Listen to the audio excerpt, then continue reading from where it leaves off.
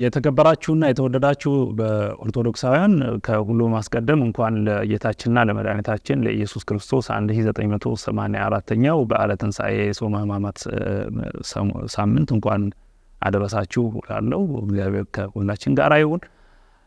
እንግዲህ ጾመ ሕማማት በሚታሰበው የዛሬ 1984 ዓመት በፊት ያለውን ነው። ወይም በ33ኛው ዓመተ ምህረት ከመጋቢት 23 እስከ መጋቢት 28 ድረስ ያሉ ዕለታት ናቸው ዛሬ የሚታወሱት። ይህ ማለት ለመጀመሪያ ጊዜ ጌታችን መድኃኒታችን ኢየሱስ ክርስቶስ የተሰቀለው ጥንተ ትስብእቱ ማነው ጥንተ ስቅለቱ የሚባለው መጋቢት 27 33 ዓመተ ምህረት የነበረው ነው እና ለመጀመሪያ ዛሬ ላይ ያለው የኢትዮጵያ ኦርቶዶክስ ተዋሕዶ ቤተክርስቲያን የምታከብረው በባሕረ ሐሳብ ስሌት መሰረት ይቀያየራል። እለቱ ነው እንጂ ማይቀያየር ቀኑ ይቀያየራል። አሁን በዚህ ዓመት የሚከበረውንም በዚያኛው ዓመት የተከበረውንም ስናይ ዘንድሮ ለምሳሌ በዓለ ትንሣኤ የሚከበረው ሚያዝያ 12 ቀን ነው። ከሚያዝያ 12 በፊት ያሉ ዕለታት ከሰሙነ ከ6 ጀምሮ ማለት ነው ከሚያዝያ 6 ጀምሮ ይከበራል ማለት ነው እና የመጀመሪያውን ስናስታውስ እንደ ብሉይ ኪዳን ዘመን ይወሰዳል። ብዙ ጊዜ ቅድም መስቀል ለምን አይሳለምም እንኳን ለሚል ጥያቄ ቢነሳ የብሉይ ኪዳንን ወቅት ለማስታወስ ነው የሚል ትርጉም ነው የሚሰጠውና እንግዲህ ከሰኞ ጀምረን እያንዳንዱ ቀን የራሱ ትምህርት አለው። ሰኞን ስንመለከት ሰኞ መርገመ በለስ ተብሎ ነው የሚታወቀው። ሰኞ ማለት ከሆሳዕና ቀጥሎ ያለው ሰኞ። መርገመ በለስ ማለት ጌታችንና መድኃኒታችን ኢየሱስ ክርስቶስ በማርቆስ ወንጌል ምዕራፍ 11 ተራ ቁጥር 12 ላይ ጀምሮ እንደምናነበው በዓለ ሆሳዕናን አክብሮ ከዚያ በኋላ ሲሄድ ደከመውና እንደ ፍጹም ሰው ፍጹም አምላክ ስለሆነ ከሩቅ ዕፀ በለስን አየ። ፍሬ ያላትና መመገብ የሚችል መስሎት ያው በክርስቶስ ባህሪ መስሎት የሚባል ነገር ባይስማማም በትምህርተ ስጋዌ አንቀጽ ስለሆነ የምናየው ተራበ። ከበለሷ ፍሬ ፈልጎ ሊበላ ሄደ። ፍሬ የላትም።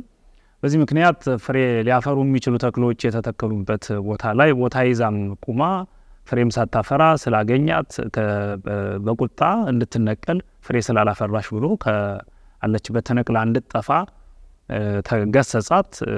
በዚያ ምክንያት በቀጣይ እነ ቅዱስ ጴጥሮስ አልፈው ሲሄዱም ጌታ ሆይ ያቺ ረገማት በለስ እኮ ደርቃለች ብለው የሆነውን ነገር ምስክርነት ሲሰጡ ሁሉ የታየበት ነው እና በለስን የረገመበት ስላላፈራች የቤተክርስቲያን ሊቃውንት በለስ ምንድን ነው የሚለውን በለስ በአንጻረ በለስ ረገማ ኃጢአትን ከገጸ ምድር እንድጠፋ የመኖር በዚህ ምድር የመኖር ጉልበት ኑሯት የመኖር እድል ፈንታ ጽዋ ተርተዋ ከዚህ በኋላ እንዳበቃላት ዞር በይ ዲያብሎስን በቆሮንቶስ ሆረ ምንድሬ ሰይጣን እንዳለው ኃጢአትን ደግሞ በገጸ ምድር ኑራ በዓለመ ሰብ ኑራ ሰዎችን የማሸነፍ እድል ፈንታዋን እያሳጣበት ንግግር ነው እና በለስን ሳይሆን ነቅሎ ጣላት ለማለት ነው የሚፈለገው። ስር ሰዳ በሰዎች ሕይወት ውስጥ የነበረችን በደል ኃጢአት ጥንታብሶ ይሄ ሁሉ መርገም ተነቅሎ የወደቀበት እንደሆነ ያን መልእክት ማስተላለፊያ እንደሆነ ያመሰጥሩታል ማለት ነው። ስለዚህ ሰኞ መርገመ በለስ የተረገመችበት ኃጢአትም የተወገደችበት ኃጢአት ልትወገድ የምትችልበትም ኃይለ ቃል ከክርስቶስ የወጣበት ቀን ነው ተብሎ ይታወቃል።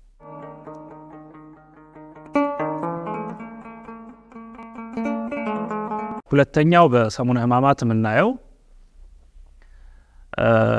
ሰሉስ ነው። ዕለተ ሰሉስ ነው። ማክሰኞ የጥያቄ ቀን ተብሎ ነው የሚታወቀው። ጌታችንና መድኃኒታችን ኢየሱስ ክርስቶስ ያደርጋቸው የነበሩ ነገሮችን ሁሉ እየተመለከቱ ያዩ፣ አንዳንዶቹ በቅናት አንዳንዶቹ በእምነት የተመለከቱት ሁሉ በተለይ በቅናት እነሱ ማያደርጉትን እያደረገ ያዩ የነበሩ ሰዎች ጥያቄ ጠይቀውታል። በአይ ስልጣን ትገብር ዘንድ ይህን የምታደርገውን ነገር ሁሉ የምታደርገው ማን በሰጠህ ስልጣን ነው ብለው ጠይቀውታል እና ለጥያቄያቸውም በመጡበት መንገድ ሊገባቸው በሚችል ልክ ጥያቄያቸውን እየመለሰላቸው ነበረ።